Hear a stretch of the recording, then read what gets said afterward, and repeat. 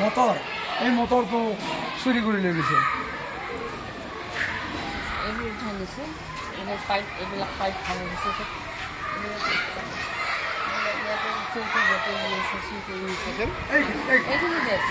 এইখিনি দেচোন আৰু এইবিলাক বস্তু আমি মটৰটোৰ ওপৰত ঢাকনি দি থৈছোঁ। সেই পাইপ ভাঙিছে, এই লাইটৰ তাৰ ছিঙিছে, লাইটৰ তাৰ।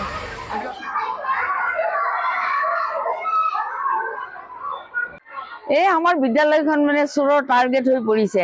আজি এটা কালি এটা ধাৰাবাহিকভাৱে হৈয়ে আছে। তাৰমানে আজিও যেনেকৈ ফিল্টাৰটো নিলে তাৰ আগতেও আমাৰ স্কুলৰ বেলটো নিছে, ঘণ্টাৰ বেলটো।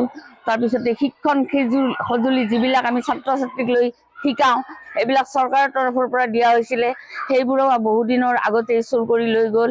আৰু 2 মাহ আগতে স্কুলৰ ঘণ্টাৰ বেলখন নিছে।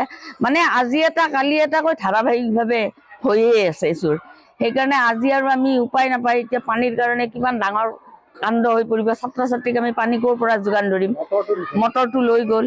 তাৰপিছত এতিয়া গৰমৰ হেৰিত আমি ছাত্ৰ ছাত্ৰীক কেনেকৈ পানী দিম? মানে এটা বহুত ডাঙৰ কথা হৈ পৰিছে। সেয়েহে আমি মানে থানালৈ এতিয়া এখন এজাহাৰ ইতিমধ্যে পঠিয়াইছোঁ। তেওঁলোকে কি বিহিত ব্যৱস্থা লয়, নহ'লে আমাৰ মানে স্কুলখনত এতিয়া চলোৱা টানেই হৈছে।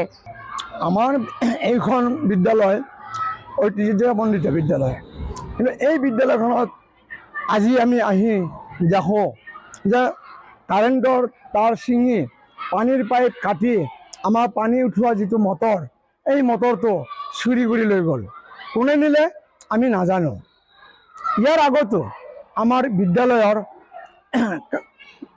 মধ্যাহ্ন ভোজনৰ থাল, ল'ৰা ছোৱালীৰ যি পাত্ৰত আমি দিওঁ, যি থালত দিওঁ, সেই থালবিলাক, স্কুলৰ আচবাব বস্তু, ঘণ্টা, পানী ফিল্টাৰ ইত্যাদি কৰি, শিক্ষণ সঁজুলি ইত্যাদি কৰি বস্তুবিলাক মাজে সময়ে চুৰি হৈয়ে আছে।